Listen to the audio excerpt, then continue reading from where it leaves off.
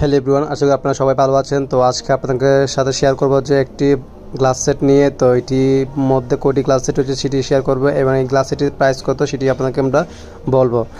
তো আমরা glass বক্সটি unboxing করবো এখন। তো দেখি এখানে কয়টি গ্লাস সেট রয়েছে। তো আমি এখানে দেখতে পাচ্ছি যে এখানে তিনটি করে 6টি গ্লাস সেট রয়েছে। তো বক্সটি খুলেই দেখি যে গ্লাসটি খুব চকচকাচ্ছে। তো এখন আমরা হাতে নিব এগুলো, দেখি হাতে নিয়ে আমাদের কাছে কেমন লাগে। তো এখান থেকে আমি একটি গ্লাস সেট হাতে তুললাম।